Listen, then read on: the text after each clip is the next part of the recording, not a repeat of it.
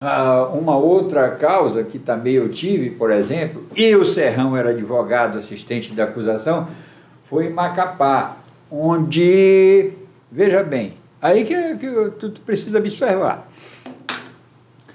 O meu cliente, acusado de matar um outro lá, ele estava com a prisão preventiva decretada pelo Supremo Tribunal Federal. Olha só, preso há uns 2 anos e tal. Aí como é que tu vai querer que eu vá para uma absolvição? Não tem sentido.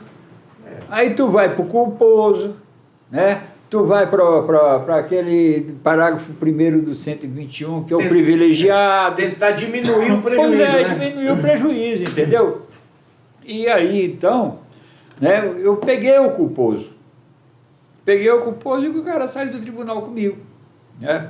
Então, são essas coisas. Para que tu vai pedir absolvição? Não tem por que tu pedir absolvição. Tu vai dizer para o jurado o seguinte, ele vai ser condenado. Não é que essa pena que eles querem dar aí de 12 para 30 anos, mas ele vai ser apenado. E nesse julgamento lá, há uns 30 dias atrás ou mais, eu tinha feito um julgamento lá, que o cara tinha matado o outro lá com barbaridade mesmo, né? O cara mexeu com a mulher do outro, não sei o quê, o motorista...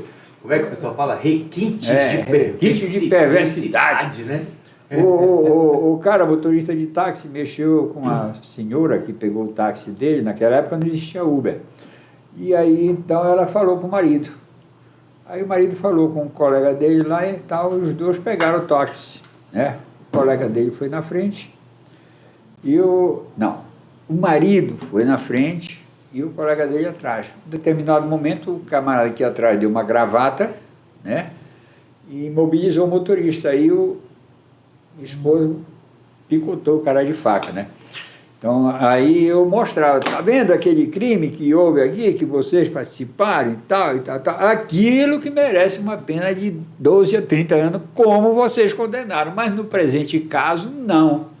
Por quê? Por causa disso, e aí mostrei lá, né, o que ocorreu no inquérito, na instrução e tudo mais e tal, entende? Engraçado, então, Mas então, eu acho que tem que ser bem psicólogo, porque você tem que ver o que você vai falar e qual o efeito vai causar. Existem algumas... Pois mas aí e também... E qual vai ser a empatia que vai ter. Essa questão da cultura geral, que o Dr. Américo falou, é um negócio bem interessante. Há uns anos atrás eu li um livro do Maurice Garçon, que fala sobre...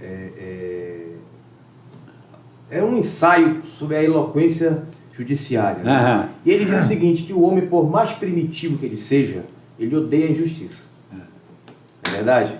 Então, se o tribuno ele tem essa percepção, ele já vai com essa percepção de que, olha, o jurado ele não tem o conhecimento técnico. Não tem. Mas ele não gosta de injustiça. Né? Então, isso casa muito bem com o que o senhor falou aí. Tá vendo aquele caso que foi julgado aqui? Sim. O cara que esfaqueou, deu, sei lá, 40 facadas no cara. Esse caso aqui tinha que pegar 30 anos mesmo. Mas o de hoje não. Essa análise eu fiz esses dias. Eu estava conversando com outro advogado, aí comentando sobre o tribunal do júri, falou que a pessoa tinha um homicídio simples mesmo. Tinha pegado 27 anos.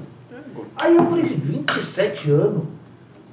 Eu falei, é um número muito alto. Aí eu fui pegar os casos de repercussões, os midiáticos, e fui analisar as penas. Eu falei, cara, não tem como, olha esse crime aqui. Foi mais grave? Muito mais grave, uma repercussão muito grande, e a pena foi muito aquém. Às vezes...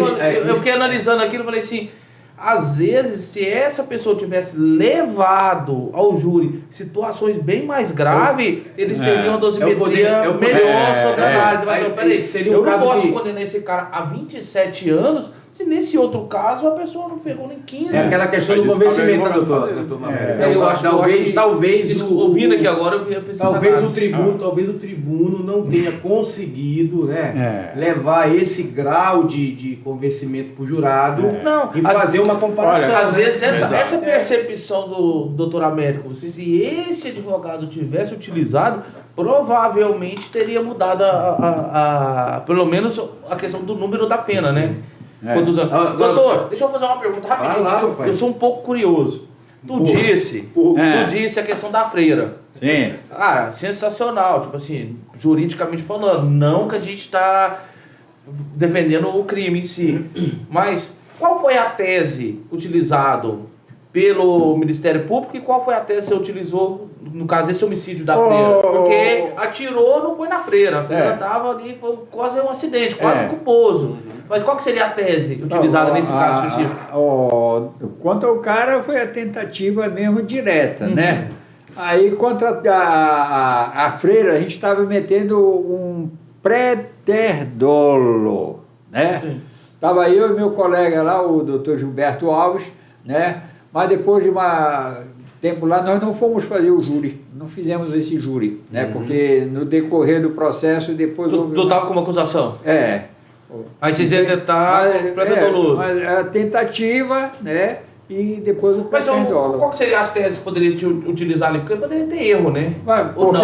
Qual seria as teses expectáveis? Na freira você poderia levar o culposo também, né? Porque não tinha aquela intenção. Então, por isso que é o questionamento.